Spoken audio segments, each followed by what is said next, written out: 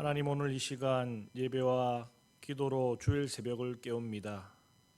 귀한 예배함을 통해 오늘 하루 영혼의 소생이 있어지는 겨우 복된 하루가 될 수 있도록 인도하여 주시옵소서. 감사드리며 예수님 이름으로 기도드립니다. 아멘. 찬송가 413장입니다. 413장, 통일 찬송가는 470장입니다.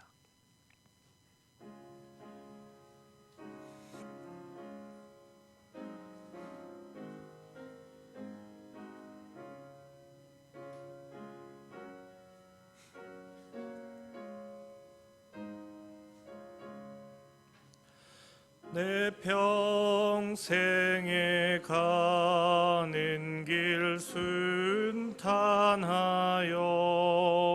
늘 잔잔한 강 같은지 큰 풍파로 무섭고 어렵든지 나의 영혼은 늘 편하다. 내 영혼 평안해. 내 영혼 평안해. 저마귀는 우리를 삼키려고 입 벌리고 달려와도 주 예수는 우리의 대장 되니 끝내 싸워서 이기리다. 내 영혼 평안해. 내 영혼 평안해. 내 지은 죄 주홍빛 같더라도 주 예수께 달래면 그 십자가 피로써 다 씻으사 흰 눈보다 더 정하리라. 내 영혼 평안해. 내 영혼 평안해. 저공중에 구름이 일어나며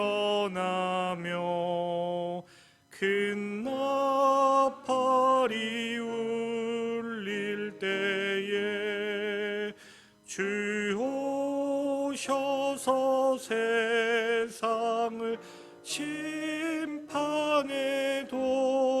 나의 영혼은 겁없으리. 내 영혼 평안해. 내 영혼 평안해. 아멘. 사도행전 27장입니다. 사도행전 27장 13절로부터 26절까지 말씀입니다.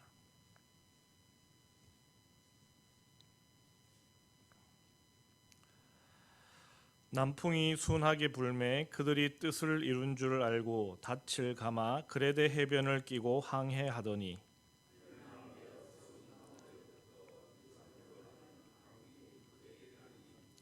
배가 밀려 바람을 맞추어 갈 수 없어 가는 대로 두고 쫓겨 가다가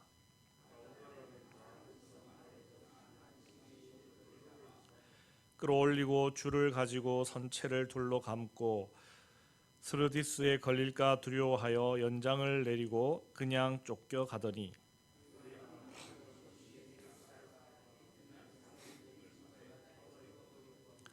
사흘째 되는 날에 배의 기구를 그들의 손으로 내버리니라.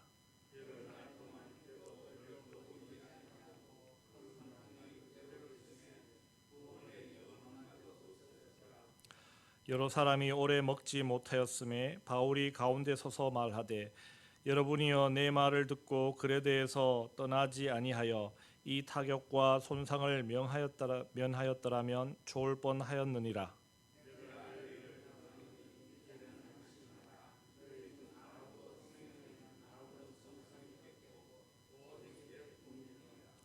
내가 속한 바 곧 내가 섬기는 하나님의 사자가 어젯밤에 내 곁에 서서 말하되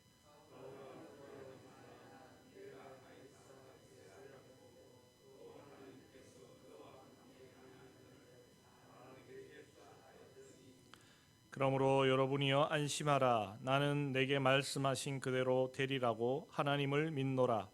그런즉 우리가 반드시 한 섬에 걸리리라 하더라. 아멘.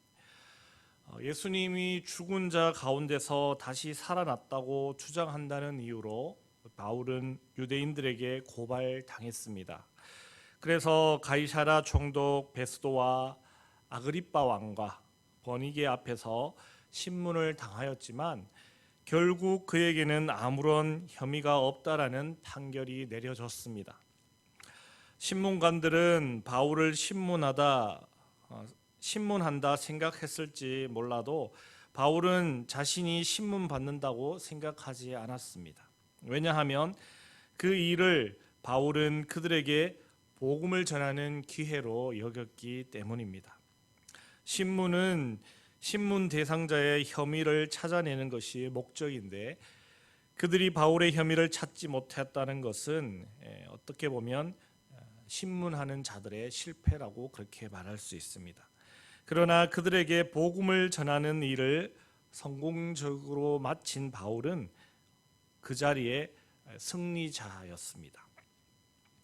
그리고 앞서 바울이 로마 황제에게 상소한 대로 이제 그는 로마 황제 앞에 가서 신문 받기 위해 복음을 전하기 위해 여정을 떠나게 됩니다.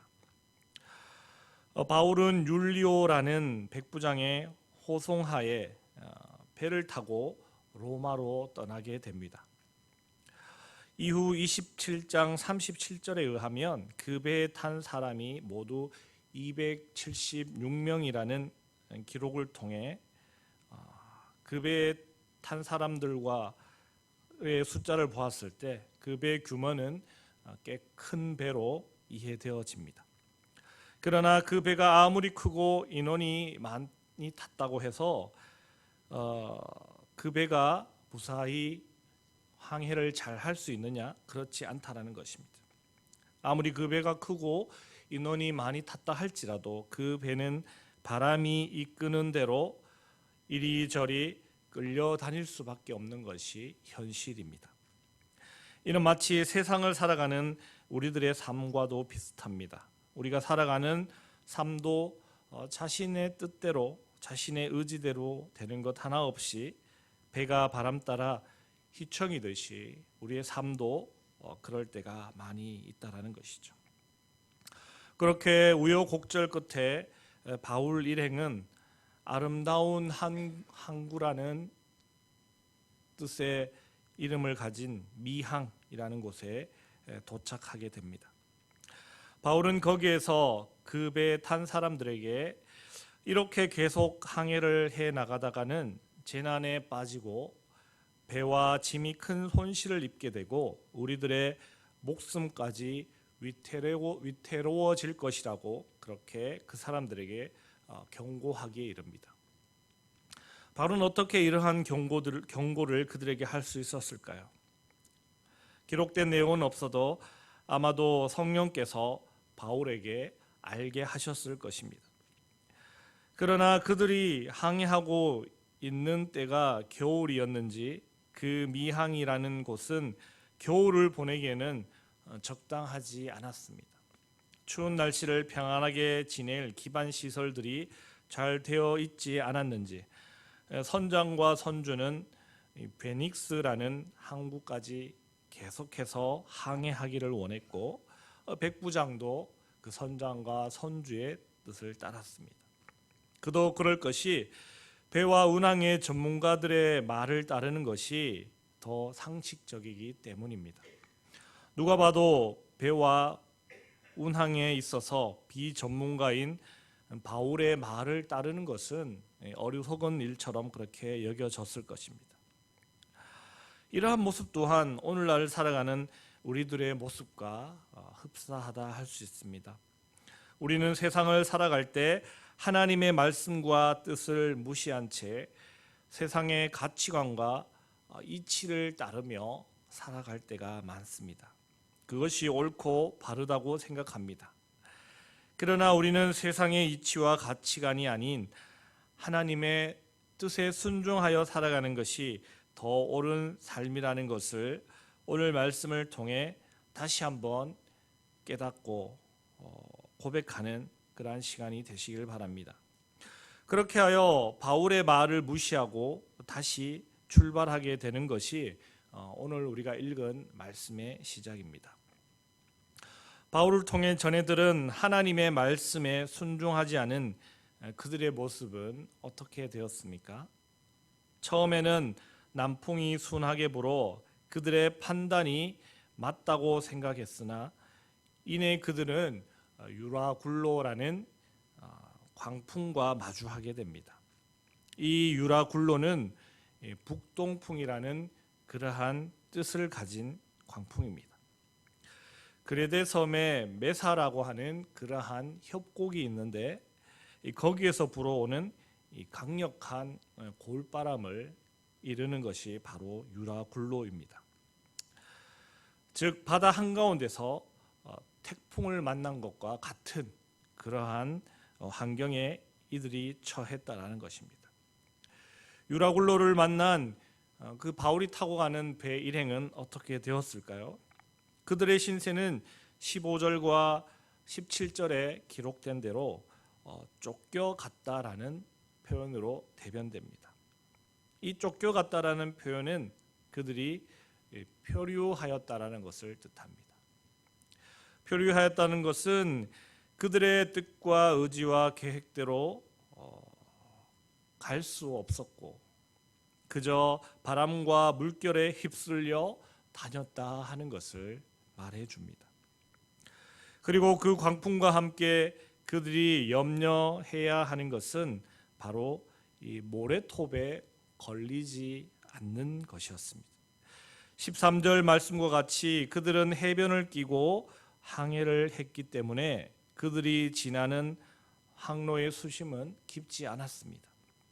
그 항로를 별자리를 보며 찾아가야 하는 것이 그들의 항해법인데 강한 바람으로 표류하였고 20절에 기록된 대로 여러 날 해도 별도 볼 수 없었기에 그들은 모래톱에 걸려 자초하는 것을 막기 위해 그들이 실은 짐을 다 버리고 더 나아가 항해에 필요한 도구들까지도 바다에 다 버릴 수밖에 없는 그러한 처지가 되어버렸습니다.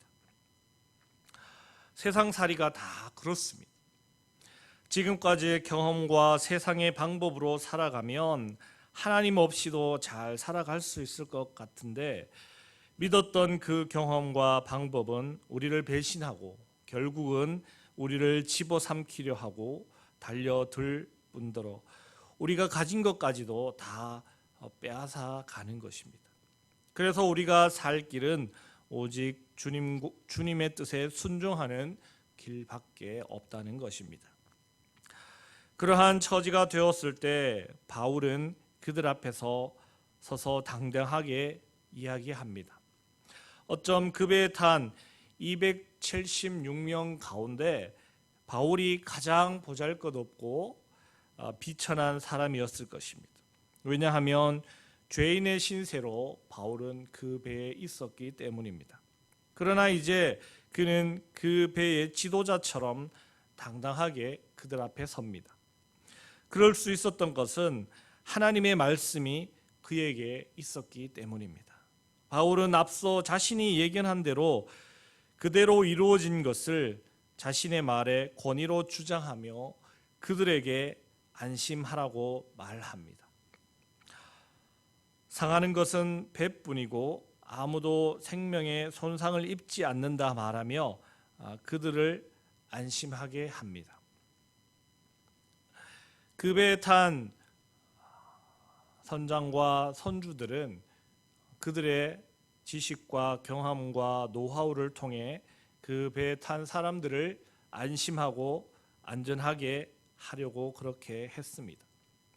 그러나 바울은 하나님께서 주시는 말 한마디의 권위로 거기에 있는 사람들을 안심하게 만드는 그러한 능력을 가지고 있는 것입니다. 하나님을 믿는 사람들의 능력은 거기에서 나오는 것입니다.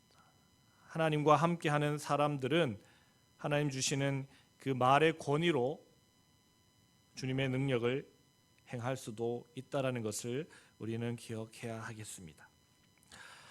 또한 그런 말이 있습니다. 사명자는 죽지 않는다라는 말입니다.